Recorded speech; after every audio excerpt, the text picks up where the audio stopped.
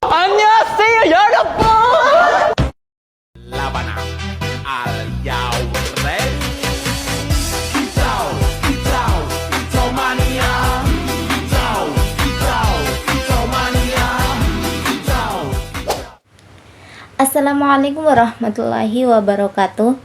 Pada kesempatan kali ini kami kelompok 11 akan membahas tentang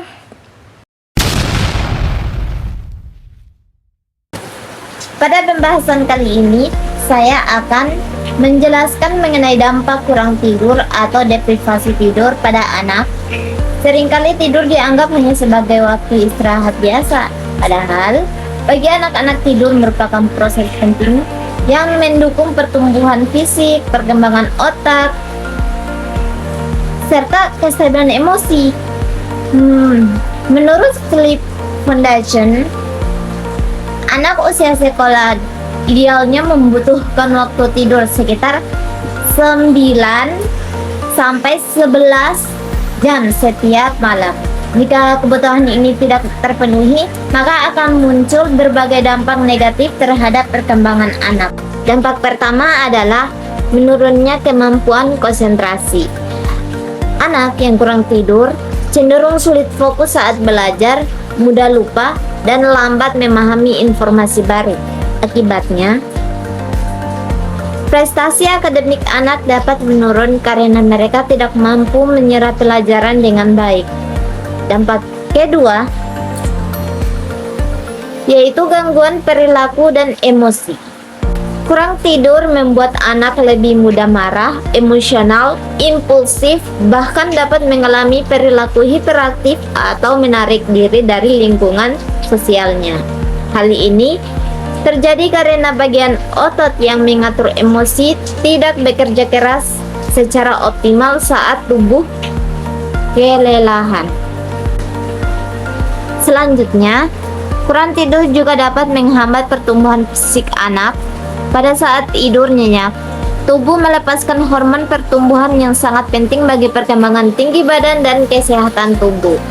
Jika waktu tidur berkurang, produksi hormon tersebut juga terganggu sehingga pertumbuhan anak menjadi kurang maksimal. Selain itu, kurang tidur juga dapat menurunkan daya tahan tubuh. Anak menjadi lebih mudah terserang penyakit seperti flu, batuk, atau infeksi lainnya karena sistem imun tubuh tidak bekerja dengan baik. Tidak hanya itu, kurang tidur dalam jangka panjang juga meningkatkan risiko gangguan kesehatan seperti obesitas, gangguan metabolisme, dan masalah kesehatan mental. Oleh karena itu, tidur bukan sekedar kebutuhan harian, tetapi juga investasi penting bagi kesehatan dan masa depan anak.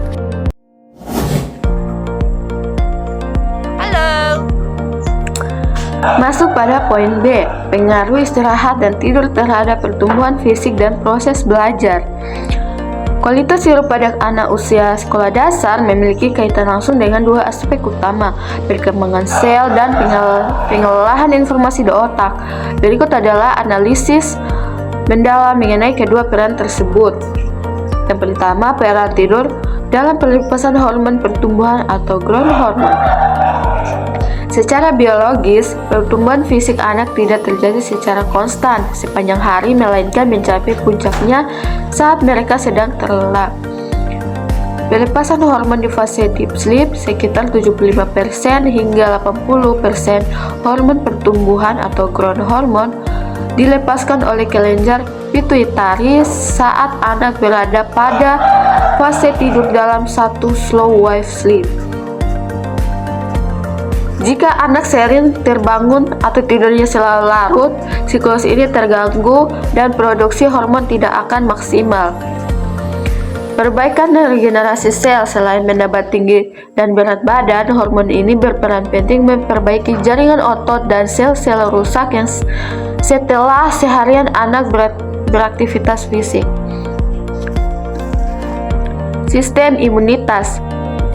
Tidur yang cukup memungkinkan tubuh memproduksi sitokin, yaitu protein yang membantu sistem kekebalan tubuh melawan infeksi dan peradangan. Anak yang kurang tidur secara fisik akan lebih rentan jatuh sakit yang ada pada akhirnya menghambat pertumbuhan alaminya. Yang kedua, tidur nyenyak sebagai proses konsolidasi memori.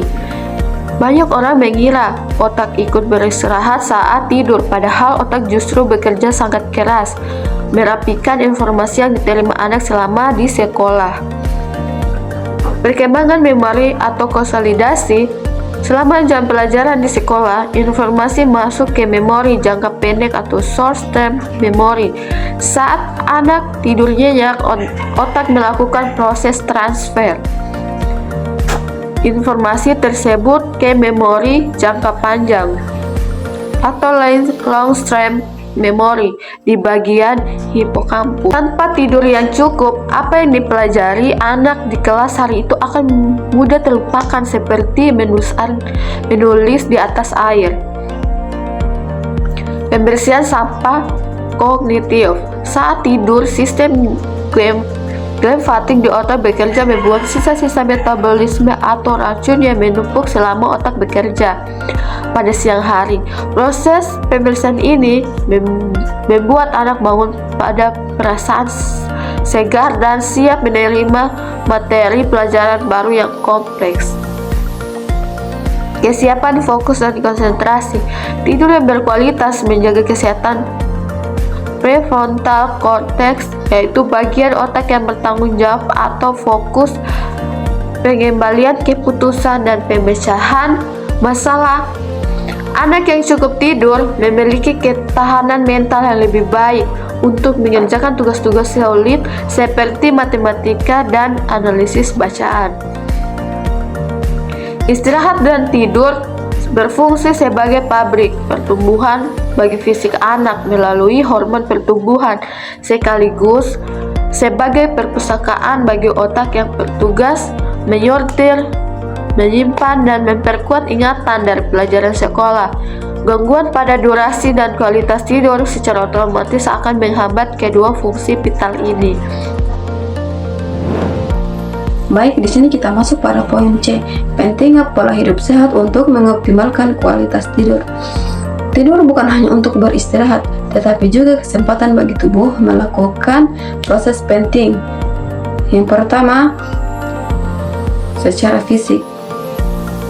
Tidur nyenyak adalah waktu utama hormon pertumbuhan bekerja meregenerasi sel dan jaringan. Kedua, secara kognitif. Otak anak melakukan konsolidasi memori, menyusun kepingan informasi yang dipelajari seharian menjadi ilmu pengetahuan. Ketiga, secara pertahanan. Tidur adalah cara alami tubuh memperkuat sistem imun agar anak tidak gampang jatuh sakit. Dan yang tak kalah penting, tidur yang cukup adalah kunci keseimbangan emosional, sehingga anak lebih stabil dan bahagia dalam kesehariannya. Setiap usia memiliki kebutuhan tidur yang berbeda-beda. Berikut adalah kebutuhan tidur anak berdasarkan usianya. Pertama, bayi baru lahir, usia 0-3 bulan, yaitu 14-17 jam per hari. Biasanya terbagi dalam beberapa tidur singkat, antara siang atau malam. Kedua, bayi 4-11 bulan, yaitu 12-15 jam per hari. Bayi mulai memilih ritme tidur yang lebih konsisten pada usia ini, dengan pola tidur malam yang lebih panjang. Ketiga, balita, usia 1-2 tahun, yaitu 11-14 jam per hari. Seringkali dengan 1-2 kali tidur siang untuk membantu pemulihan energi. Yang keempat, prasekolah, yaitu usia 3-5 tahun. Memerlukan waktu tidur 10-13 jam per hari dengan 1 kali tidur siang yang durasinya semakin berkurang seiring bertambahnya usia. Dan yang kelima, anak sekolah usianya 6-13 tahun, yaitu 9-11 jam per hari, biasanya tanpa tidur siang. Membiasakan jadwal tidur teratur. Tujuannya adalah untuk melatih jam biologis tubuh anak. Ketika anak tidur dan bangun di jam yang sama setiap hari, tubuh anak akan membentuk rutinitas alami. Hal ini memudahkan anak untuk terlelap tanpa drama dan memastikan mereka mendapatkan durasi istirahat yang cukup sesuai kebutuhan usianya. Yang kedua, mengurangi penggunaan gadget sebelum tidur. Paparan cahaya biru dari layar HP atau tablet dapat menghambat produksi hormon melatonin, yaitu hormon yang memberi sinyal pada otak untuk beristirahat. Yang ketiga, mengonsumsi makanan bergizi. Nutrisi yang seimbang sangat berpengaruh pada hormon pertumbuhan dan ketenangan saraf. Sebaliknya, hindari makanan tinggi gula menjelang malam karena bisa membuat anak menjadi terlalu aktif dan sulit untuk mulai mengantuk. Yang keempat, rutin berolahraga. Aktivitas fisik yang rutin membantu anak melepaskan energi yang menumpuk selama seharian. Dengan berolahraga, tubuh anak akan merasa lelah secara sehat, sehingga saat waktu tidur tiba, mereka akan lebih mudah ke fase tidur yang nyenyak. Yang kelima, menciptakan lingkungan tidur yang nyaman. Suasana kamar sangat menentukan kenyamanan anak. Pastikan suhu ruang sejuk, pencahayaan redup atau gelap, dan tempat tidur dalam keadaan bersih. Jadi kesimpulan dari materi kami ini, istirahat dan tidur sangat penting bagi pertumbuhan dan perkembangan anak. Tidur tidak hanya menghilangkan rasa stres dan lelah, tetapi juga membantu tubuh dan otak bekerja lebih baik. Anak yang cukup tidur biasanya lebih sehat, lebih aktif, dan lebih mudah berkonsentrasi saat belajar. Pola hidup sehat sangat membantu menjaga kualitas tidur anak. Kebiasaan yang teratur, mengurangi penggunaan gadget sebelum tidur, menjaga suasana kamar yang tetap nyaman, dan melakukan aktivitas fisik yang cukup dan membantu anak tidur lebih nyenyak. Dengan tidur yang teratur dan pola hidup sehat, pertumbuhan fisik, perkembangan mental, dan kemampuan belajar anak dapat berkembang dengan baik. Baik, itu materi yang bisa kelompok kami sampaikan. Terima kasih. I just had to let you know you're